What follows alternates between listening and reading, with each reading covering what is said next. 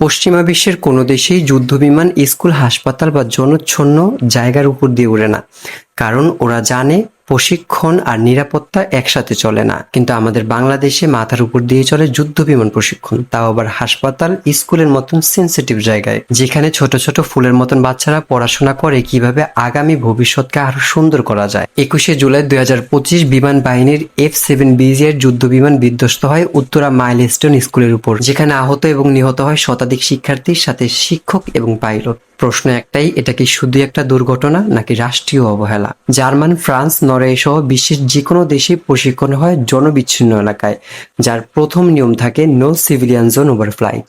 কিন্তু বাংলাদেশে হাসপাতাল, বাসাবাড়ি এবং স্কুল সব জায়গায় যেন রানওয়ে।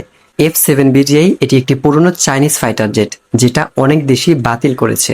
কিন্তু মজার বিষয় হচ্ছে এটা দিয়ে আমরা প্রশিক্ষণ চালাই, তাও আবার জনচ্ছন্ন এলাকায়। এবং প্রশ্ন জাগে যে নতুন কেনার টাকাগুলো কোথায় যায়? প্রতিরক্ষা বাজেট প্রতি বছর বাড়ে, কিন্তু আমাদের নিরাপত্তা কি বাড়ে? যুদ্ধের জন্য প্রস্তুতি থাকুক, তবে তার খেসারত যাতে শিশুদের দিতে না হয়। চোখ ধাঁধানো প্রোপাগান্ডা, ফ্লাইওভার আর মেগা প্রজেক্টের নাচ, কিন্তু বাস্তবে স্কুল নিরাপদ নয়, হাসপাতাল নিরাপদ নয়, এমনকি রানওয়ে পর্যন্ত নিরাপদ নয়। এবং যখন জবাবদিহির প্রশ্ন আসে, তখন সবাই শুধু শোক প্রকাশ আর প্রেস রিলিজেই ব্যস্ত। শেখ হাসিনার শাসনামলে প্রতিটি খাতে একটা মিল পাওয়া যেত, প্রচার বেশি, প্রশস্তি কম।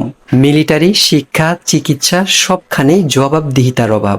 প্রশ্ন করুন, এই শিশুগুলোর রক্ত কার ঘাড়ে? আপনিও কি মনে করেন এই মৃত্যুর দায় সরকার এবং বিমান বাহিনীর উচ্চ কর্মকর্তাদের জবাবদিহি করা উচিত? তাহলে কমেন্ট করে জানান, শেয়ার করুন এবং শোক নয়, জবাবদিহি চাই।